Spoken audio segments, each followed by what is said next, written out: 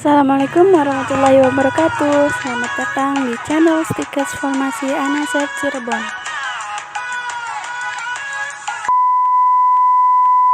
Kami di sini akan mempresentasikan tentang sistem penghantaran obat melalui mata.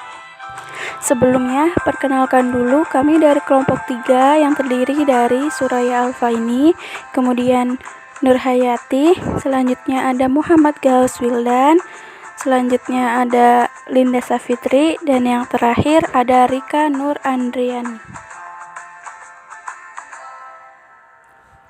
Penghantar obat melalui mata. Apa sih namanya sediaan obat mata? Jadi, sediaan obat mata adalah sediaan steril berupa salep, larutan atau suspensi yang digunakan untuk mata dengan jalan meneteskan, mengoleskan pada selaput lendir mata, di sekitar kelopak mata, dan bola mata. Selanjutnya ada anatomi dan fisiologi mata.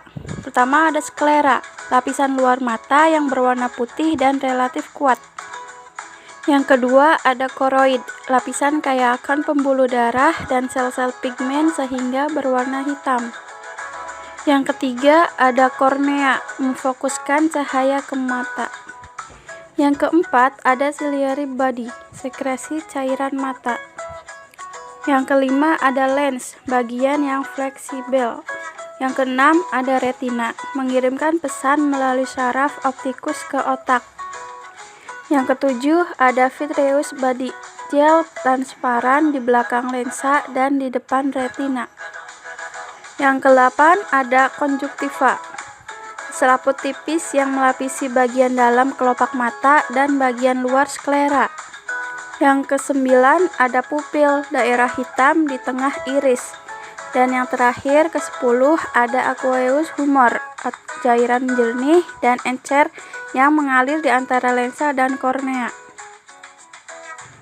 Lapisan pelindung mata ada dua. Yang pertama kornea untuk melindungi mata bagian depan, dan yang kedua ada blood retinal barrier untuk melindungi mata bagian belakang. Penghantar obat ke bagian internal mata dibagi menjadi dua. Yang pertama, penetrasi obat mata yang diberikan secara lokal. Yang kedua, penetrasi obat mata yang diberikan secara sistemik.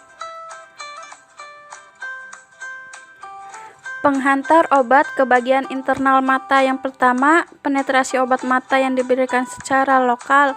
Rute paling penting adalah korneal, namun rute non-korneal dapat pula berkontribusi terhadap bioavailabilitas okular. Sifat hidrofilik lipofilik kornea secara jelas mengindikasikan bahwa kornea dapat mengabsorpsi obat dengan baik dalam batas tertentu yang menunjukkan sifat baik lipofilik maupun hidrofilik. Masalah utama dalam pengembangan obat mata ini adalah perbandingan antara kehilangan obat secara prekorneal dengan penetrasi korneal. Penghantar obat ke bagian internal mata yang kedua ada penetrasi obat mata yang diberikan secara sistemik. Sebagian besar obat yang digunakan secara sistemik adalah obat-obat anti-infeksi dan anti-inflamasi. Proses penetrasi ini mendapat halangan dari darah di mata, zat cair yang berada di dalam bilik mata depan dan belakang inti mata atau aqueous humor yang dihasilkan oleh epitelium silier akan mencegah lewatnya molekul besar protein plasma dan kebanyakan antibiotika. Beberapa molekul dapat disekresi dalam aqueous humor selama pembentukannya. Ada halangan antara darah retina dan ada pula antara darah dan humor vitreous yang dipersulit karena viskositas tinggi humor vitreous yang mencegah difusi obat pada bagian posterior mata. Kesulitan yang muncul pada penghantar obat melalui mata manusia ada 3. Yang pertama, sulit untuk isolasi organ.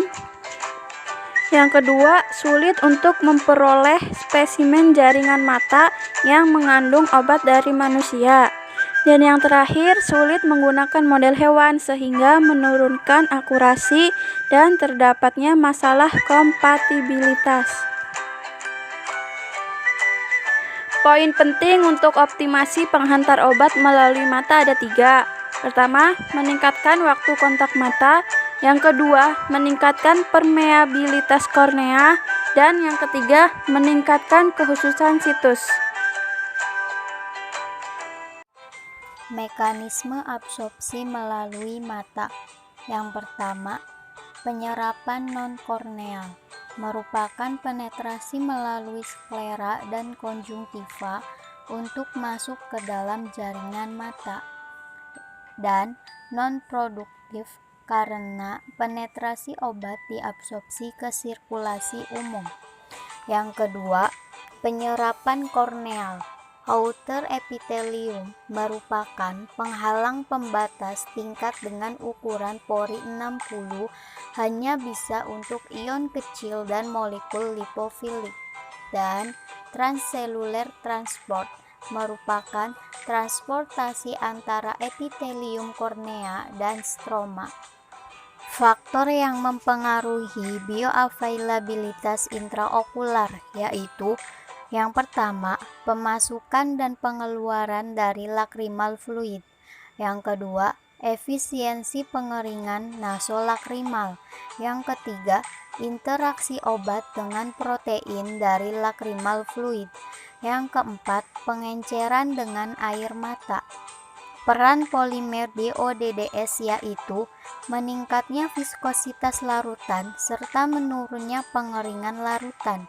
Pembawa polimer mukoadhesif tertahan di mata melalui ikatan non-kovalen dengan konjungtival musin. Musin dapat mengambil 40-80 kali dari berat air. Peran mukoadhesif pada ODDS dibagi menjadi 3. Yang pertama, mukoadhesif dipertahankan di mata oleh ikatan non-kovalen. Yang kedua, memperpanjang waktu tinggal praokuler. Yang ketiga, absorpsi okular yang lebih baik. Klasifikasi bentuk sediaan oftalmik yaitu berdasarkan rute administrasi. Yang pertama, topical sol, disimpan dalam wadah dosis ganda dengan bahan pengawet. Yang kedua, intraokular sol, digunakan untuk operasi dengan dosis tunggal tanpa pengawet. Yang ketiga, ophthalmic sol injection merupakan injeksi intraokuler diberikan dalam jaringan mata tanpa bahan pengawet. Berdasarkan bentuk fisik yaitu penangguhan, salep, sol berair, gel, lotion mata, dan sisipan padat. Sistem pelepasan kontrol okular yaitu sisipan mata. Sisipan mata merupakan preparasi secara steril dengan bentuk padat atau setengah padat, ukuran dan bentuk tertentu untuk pemberian pada mata, dan terdapat polimer yang mengandung obat. Kriteria yang diinginkan untuk kontrol okular yaitu nyaman, mudah penggunaannya, kinetika pelepasannya reproduksibel, sterilitas dan stabilitas, serta kemudahan dalam pembuatan.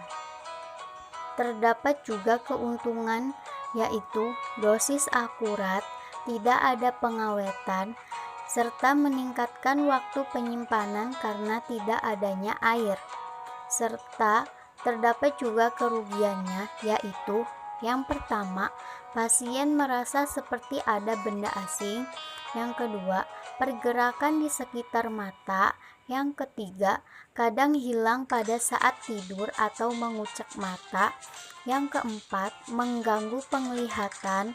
Yang kelima, sukar saat menempatkan atau mengambil. Jenis sistem pelepasan kontrol okular dibagi menjadi 4, yaitu A. Tidak bisa erosi. Yang pertama, ocular insert atau sisipan okular. Yang kedua, lensa kontak. B. Bisa terkikis, yaitu lacrissert, sodi, dan minidis. C. Nanopartikel, serta D. Liposom. A. tidak bisa erosi. Yang pertama, ocular insert atau sisipan okular. Sejumlah sisipan polimer padat telah dikembangkan sebagai sistem penghantaran obat okular dan banyak tersedia di pasaran. Sisipan polimer ditoleransi lebih baik dengan dryness dan aliran air mata dibandingkan formulasi oftalmik lainnya, dan juga menghasilkan pelepasan obat yang baik dalam konjungtiva.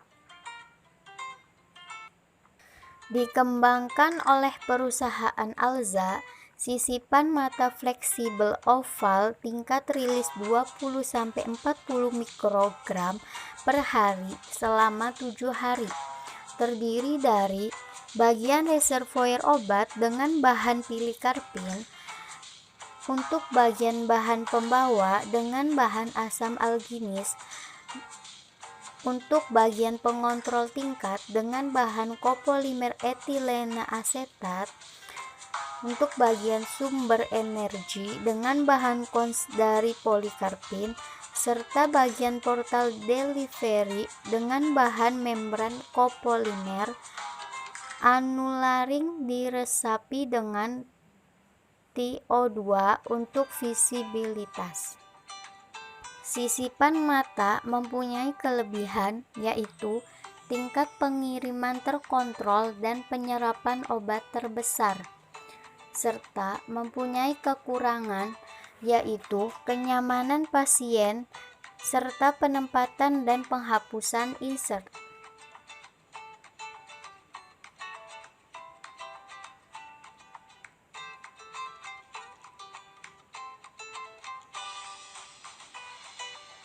Nomor 2, lensa kontak.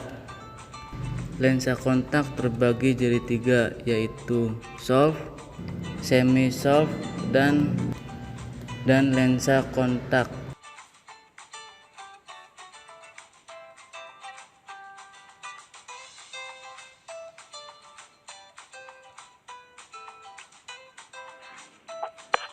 Oke, sisipan erodible.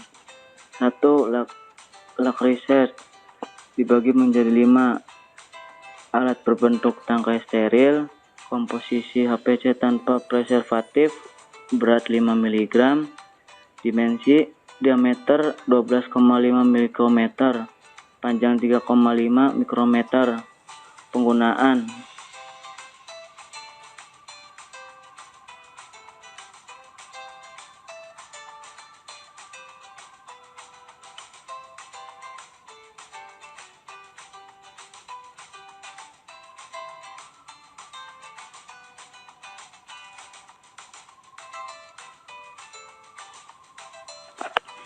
Nomor 2, SODI, soluble ocular drug insert atau obat mata larut. Alat yang larut air berbentuk oval kecil. Komposisi: astril amida, vinylprolidon, etilakrilat. Beratnya 15-16 mg. Dalam 10-15 detik melunak. Dalam 10-15 menit ternyata dalam cairan kental. Setelah 30-60 menit menjadi larutan polimer. Keuntungannya menggantikan 4-12 kali pemberian obat tetes mata. 2. Menggantikan 3-6 kali pemakaian ointmen untuk mengobati sehari pada glaukoma dan trakoma. Nomor 3, mini disc. Mini disc terdiri dari counter disc yang bagian depan berbentuk cembung dan bagian belakang berbentuk cekung yang kontak dengan bola mata. Diameter 4-5 mikrometer. Komposisi prepolimer berbasis silikon. 3. Hydrophilic or hydrophobic. 4. Pelepasan obat dapat selama 170 jam. Pada gentamisin sulfat dapat meningkat hingga 320 jam. C. Nanopartikel. Nanopartikel adalah pembawa koloid dengan kisaran ukuran 10-1000 mikrometer. Untuk penghantaran oftalmik, Partikel nano umumnya terdiri dari lipid, protein, polimer, alami atau sintetis seperti albumin, natrium alginat, kitosan, PLGA. Nanopartikel juga telah berhasil digunakan sebagai strategi alternatif pengiriman obat jangka panjang ke jaringan okular segmen posterior. Untuk pengiriman segmen posterior diposisikan ukuran 10-1000 mikrometer. Obat didispersikan, dienkapsulasi, atau diabsorpsi. Sistem partikel pada penghantar obat nanopartikel polimer yang digunakan biodegradable. Contoh, polyal Chlorylate. Nanoparticulate drug delivery system used in ophthalmic research. 1. Oligonucleotides liposome, better control of release rate. 2. Acetazolamide liposome, product market discretion in intraocular pressure. 3. Pilocarpine HCl liposome, increased miotic response and ocular bioavailability of the drug. 4. Inulin liposome, increased ocular concentration of the drug. 5. Chiloventolate niosome, promote ocular absorption of the drug. 6.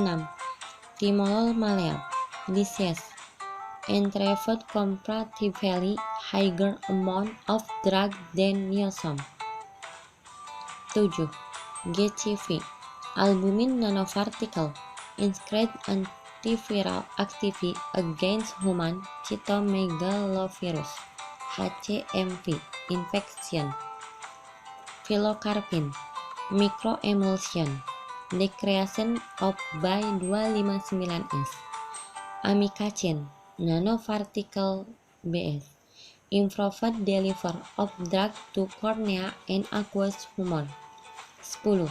Pilocarpine FOB basis cyanone accelerators nanoparticles, enhanced miotic response by 229S and discretion IOV. 11. Fluprofen acrylate polymer nanosuspension oils, obtained higher drug levels in the aqueous humor and inhibitor of parasitation in the hand meiosis. 12.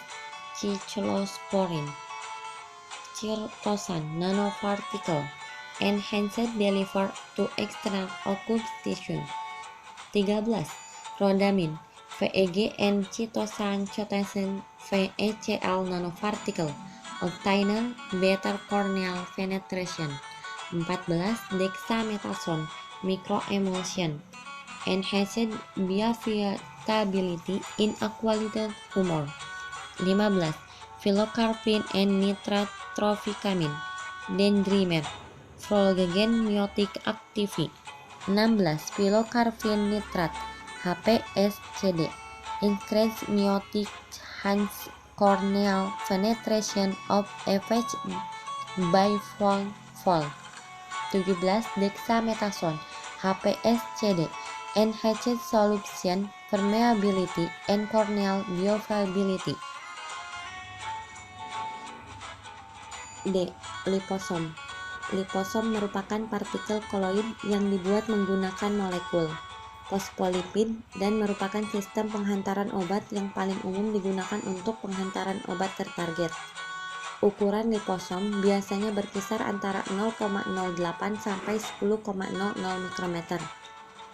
Liposome tidak beracun, non-hemolitik, dan non-imunogenik, bahkan setelah suntikan berulang. Sifatnya biokompatibel dan biodegradable. Untuk aplikasi optalmik, liposome mewakili sistem penghantaran yang ideal karena adanya biokompatibilitas yang sangat baik. Membran sel seperti struktur dan kemampuan untuk merangkum obat hidrofilik dan hidrofobik. Sifatnya biodegradable dan tidak beracun. Vesikula terdiri dari membran lipid yang dikelilingi oleh cairan. Terbentuk ketika matriks fosfolipid berada pada media cairan dan terdispersi ke dalam dua fase. Phospholipid used are phosphatidylcholine, phosphatidic acid, sphingomyelin, phosphotylglycerin, cardiolipin. Keuntungannya, obat yang dihantarkan tetap utuh pada berbagai jaringan tubuh. Liposom dapat digunakan untuk obat hidrofilik dan hidrofobik, lebih tertarget dan menurunkan toksisitas obat. Ukuran, muatan, dan karakteristik lain dapat diubah tergantung dari obat dan jaringan yang dituju. Kerugiannya, memerlukan modifikasi banyak untuk penghantaran obat ke organ-organ khusus, dan harganya lebih mahal. Di sini ada gambar liposom, terdiri dari nutrien, fosfolipid, hydrophilic head, dan hydrophobic tail. Bentuk sediaan sistem penghantaran obat melalui mata. 1. Obat cuci mata koliria. Menurut FI edisi 3, obat cuci mata biasanya merupakan larutan pekat dalam air yang mengandung bahan deodoran, antiseptik, analgetik lokal, atau astringensi. 2. Obat tetes mata Gutai ophthalmicae. Menurut Farmakope Indonesia edisi 3, tetes mata adalah sediaan steril berupa larutan atau suspensi yang digunakan dengan cara meneteskan obat pada selaput lendir mata di sekitar kelopak mata dan bola mata. 3. Salep mata okulenta. Menurut Farmakope Indonesia edisi 3, salep mata adalah salep steril untuk pengobatan mata menggunakan dasar salep yang cocok. Penggolongan obat mata berdasarkan farmakologi. Yang pertama, obat mata sebagai anti-infektif dan antiseptik, contohnya albucetin E-drop 5 ml. Yang kedua, obat mata mengandung kortikosteroid, contohnya Celestone E-drop 5 ml. Yang ketiga, obat mata sebagai antiseptik dengan kortikosteroid, contohnya Cendokitron 5 ml. Yang keempat, obat mata mempunyai efek midriatik, contohnya Sendotropin 5 ml. Yang kelima, obat mata mempunyai efek miotik, contohnya Sendokarpin 5 ml. Yang keenam, obat mata mempunyai efek glaukoma, contohnya Isotril Adretor 5 ml. Yang ketujuh, obat mata mempunyai efek lain, contohnya Catarline E-drop 15 ml.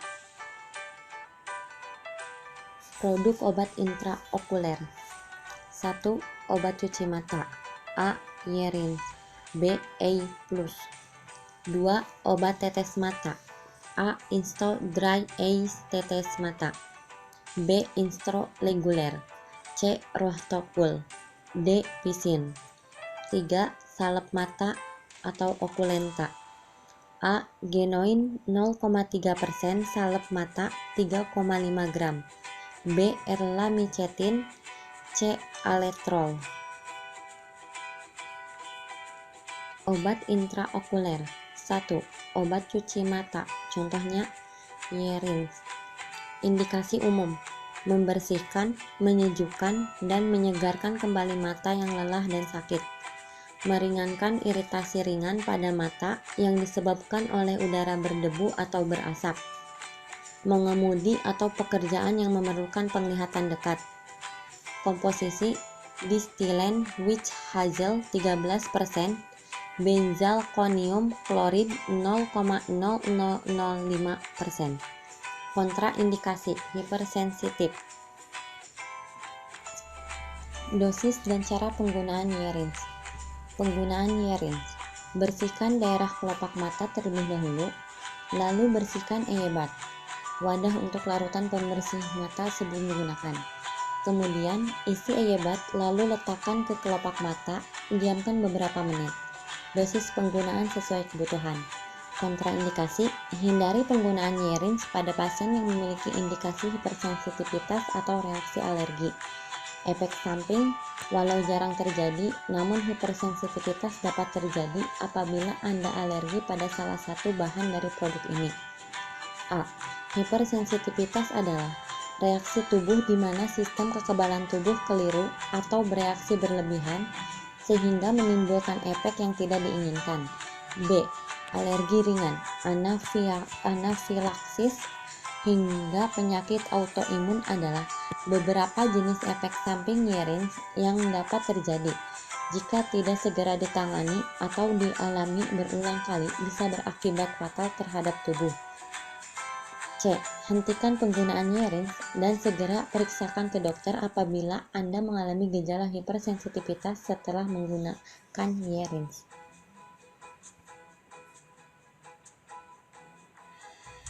B. Aiflas. Indikasi umum, membersihkan mata, menyejukkan mata, dan menyegarkan kembali mata yang lelah, meringankan iritasi ringan pada mata yang disebabkan oleh udara berdebu atau berasap, mengemudi atau pekerjaan yang memerlukan penglihatan dekat, komposisi distillate with hazel 13%, benzalkonium klorida, L-mentol, dan vitamin E. Dosis digunakan secukupnya saat mata terasa pedih. Efek samping, walau jarang terjadi, namun hipersensitivitas dapat terjadi pada salah satu bahan dalam produk ini. 2. Obat tetes mata. Poin A. Insto Dry Ice tetes mata 7, mili. Insto Dry Ice dapat memberikan efek pelumas seperti air mata, mengatasi gejala mata kering, meringankan iritasi mata yang disebabkan oleh kekurangan produksi air mata, biasanya pada penderita rheumatoid arthritis, keratokonjungtivitis, dan seroptalmia. Juga digunakan sebagai pelumas pada mata palsu. Obat ini termasuk golongan obat bebas terbatas yang dapat dibeli tanpa resep dari dokter. Indikasi obat: memberikan efek pelumas seperti air mata, mengatasi gejala kekeringan pada mata, meringankan iritasi mata yang disebabkan oleh kekurangan produksi air mata. Biasanya pada penderita rheumatoid arthritis, keratokonjungtivitis, dan seroptalmia. Juga digunakan sebagai pelumas pada mata palsu. Komposisi obat: tiap 1 mili mengandung hidroksipropil metilselulose 3,0 mg, benzalkonium klorid 0,1 mg. Dosis obat 3 kali 1-2 tetes per hari. Efek samping obat: mata terasa pedih, rasa terbakar, dan reaksi hiperemia mungkin terjadi pada pemakaian berlebihan. Kontraindikasi: penderita hipersensitif terhadap zat aktif dalam obat ini. B. Insto reguler.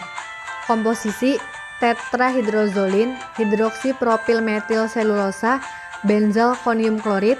Insto regular mengandung bahan aktif 0,05%, tetrahidrozolin HCl 0,01%, benzalkonium klorida yang bermanfaat meredakan mata merah akibat iritasi ringan pada mata.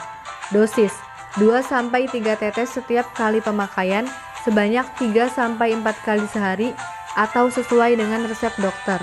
Interaksi Insto dengan obat lain. Kandungan tetrahidrozolin di dalam Insto dapat meningkatkan terjadinya efek samping yang berbahaya jika digunakan bersamaan dengan dihidroergotamin, ergonofin, ergotamin, iobenguan, metilergonofin, metisergit maleat. Efek samping: mata terasa pedih dan terbakar, rasa nyeri, iritasi pada mata, mata memerah, dan terasa hangat. C. Rohtokul tetes mata 7 mili. Indikasi obat: meredakan sementara mata merah akibat iritasi ringan yang disebabkan oleh debu, asap, angin, sengatan sinar matahari, pemakaian lensa kontak, alergi, atau berenang. Komposisi obat: napazolin hidroklorida 0,012%, benzalkonium klorida 0,01%, dan L-mentol. Dosis obat 3-4 kali 1-2 tetes per hari pada masing-masing mata. Efek samping obat, mata terasa pedih, panas, dan hiperemia dalam penggunaan berlebihan. Kontraindikasi, penderita glukoma atau penyakit mata yang hebat, bayi dan anak-anak kecuali pengawasan dan nasihat dari dokter. Perhatian khusus, jangan gunakan bila larutan berwarna keruh, hentikan penggunaan bila mata terasa sakit, pandangan berubah, iritasi, kemerahan, jauhkan dari jangkauan anak-anak.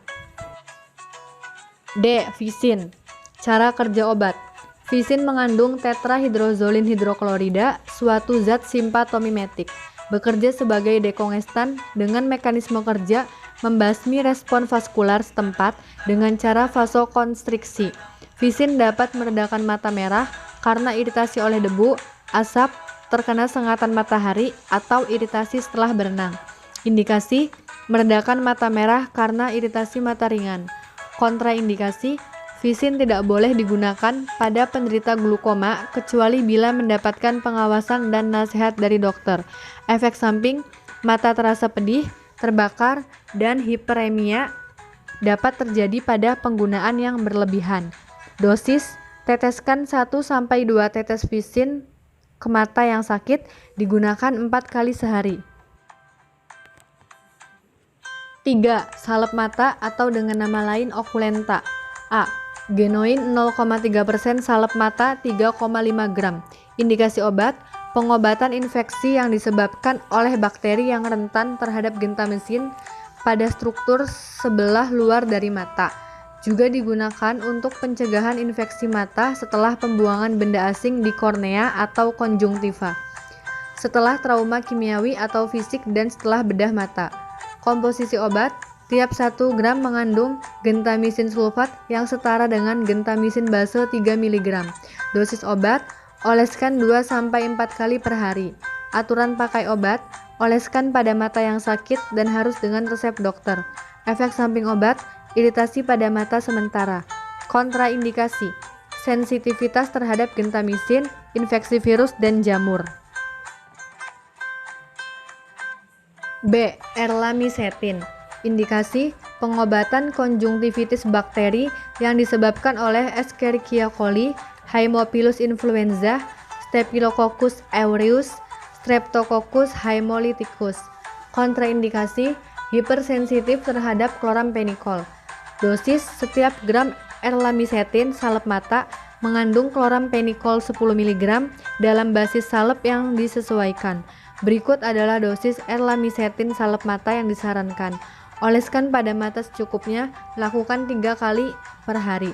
Efek samping erlamisetin, mual dan muntah, diare, demam, iritasi mata, radang tenggorokan, kelelahan, kebingungan, pucat, pendarahan abnormal, perubahan warna kulit, mengantuk, serta perut kembung. Interaksi obat, penggunaan erlamisetin secara bersamaan dengan obat lain dapat menimbulkan interaksi obat yang dapat menurunkan kinerja obat dan dapat meningkatkan resiko timbulnya efek samping. Mekanisme kerja, chlorampenicol bekerja dengan cara membasmi bakteri penyebab infeksi atau memperlambat hingga menghentikan pertumbuhannya. Obat ini efektif menangani infeksi akibat Salmonella typhi, Haemophilus influenza, Escherichia coli, Cepsitax, serta beragam spesies bakteri seperti Neisseria, Staphylococcus, Streptococcus, dan Rickettsia. Aletrol. Indikasi, peradangan pada mata yang disertai dengan infeksi bakteri, kronik anterior uveitis, dan luka pada kornea yang disebabkan oleh bahan kimia, radiasi, iritasi termis, dan penetrasi benda-benda asing. Inflamasi okuler dari palpebral dan bulbar konjungtiva, kornea, dan anterior segmen. Kontraindikasi, epithelial herpes simplex keratitis atau dendritic keratitis, vagina, varicella, dan penyakit viral yang lain pada kornea dan konjungtiva. Infeksi mikobakterial pada mata, penyakit jamur pada mata, penderita yang hipersensitif atau hipersensitivitas terhadap komponen antibiotik lebih sering terjadi dibandingkan dengan komponen lain. Jangan menggunakan obat ini untuk pasien yang memiliki riwayat hipersensitif pada obat golongan kortikosteroid dan antibiotik aminoglikosida. Efek samping obat: kerusakan saraf mata akibat meningkatnya tekanan pada bola mata atau glaukoma, kerusakan saraf pada mata, katarak, menghambat penyembuhan luka, hipersensitivitas lokal, infeksi sekunder oleh jamur maupun bakteri. Sekian presentasi dari kami, kurang lebihnya mohon maaf. Ambil baiknya, buang buruknya. Jikalau ada yang kurang jelas, bisa bertanya di kolom komentar. Tinggal diisi aja di situ. Wabillahi taufik wal hidayah. Wassalamualaikum warahmatullahi wabarakatuh. Terima kasih. Oh iya, jangan lupa like, comment, and subscribe ya.